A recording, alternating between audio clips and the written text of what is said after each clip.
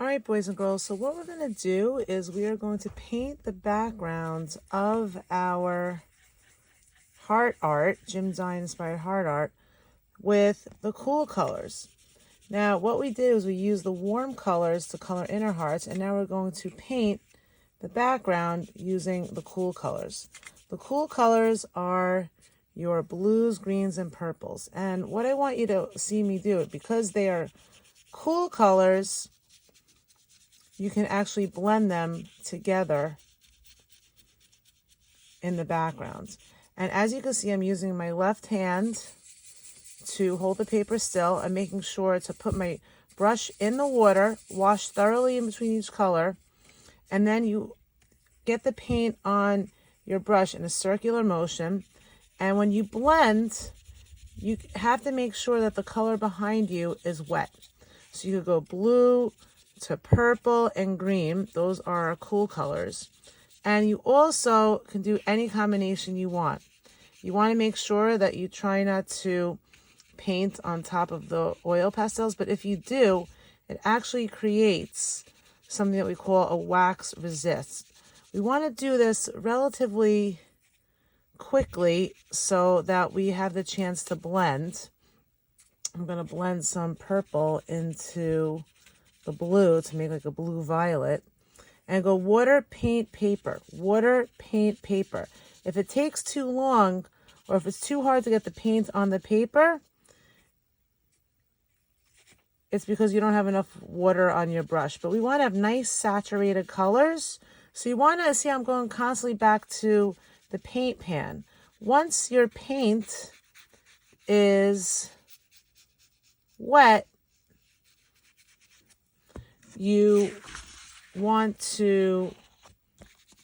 need to get the water back on the brush. And I'm also making sure I'm going to rinse thoroughly now. I'm going to get some green. I'm going to go around and around with the green. And the green and purple are not the best to mix, so you want to try maybe not to keep them right on top of each other if they're not the perfect hue. But you can do green. Green and blue blend pretty nicely. Green and purple, they're a little bit, maybe you don't want to do it right on top of each other. It'll be fine, but it might get a little bit brownish. In general, you see how I'm rotating the paper around. I'm going to get a little green over here, and you could do any color combination you want. I'm holding the brush like it's a pencil. And you could really, whoops, I had to go back in the paint there. You really can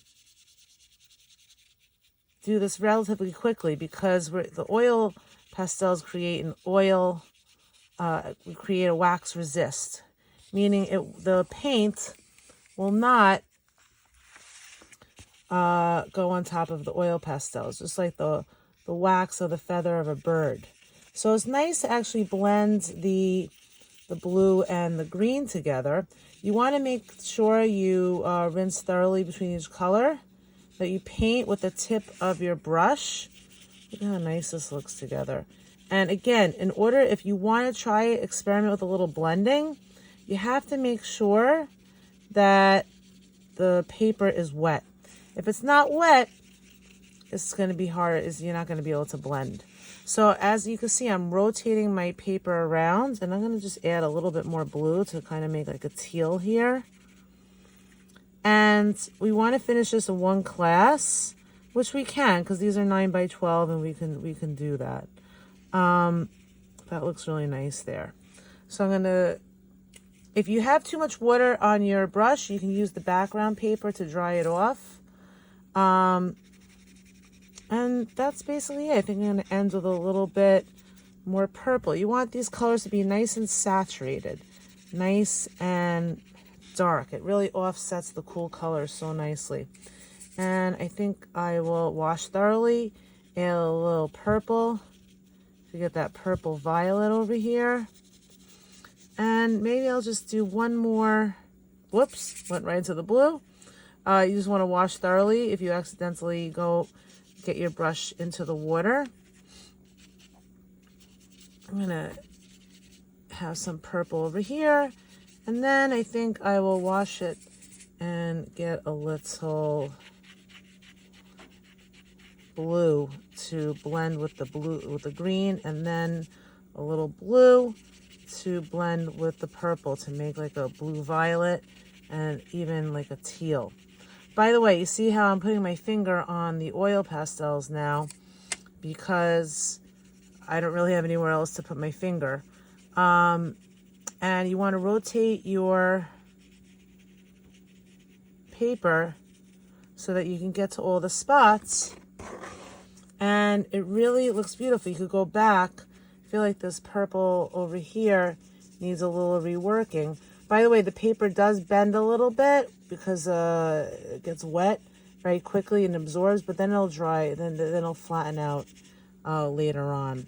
But when you're done with your paintbrush, you want to make sure that you lay it flat next to your paper on the paint pan or on your background paper, or just lay it flat.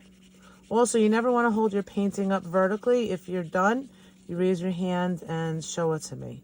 So I think that looks nice. It's a nice blending. I think I'm going to go back here and touch up a little bit of blending. And then sometimes you just need to wash your brush off, add a little bit of water, and it creates, we're trying to create like a tie-dye effect here. So you can add a little bit of paint and a little bit of water and see what kind of colors that you can make that way. Now that I started that, I'm going to add a little bit of blue here. The more time you have in class, the more you can really experiment. I like my colors nice and saturated. This is Pop Art, Jim Dine, so the colors are super bright. I think I'm going to add a little bit of blue over here. Now that I'm making everything else nice and saturated and bold, I kind of want to make it even throughout the rest of the painting. So there you go. And let me put my brush here, and we're done.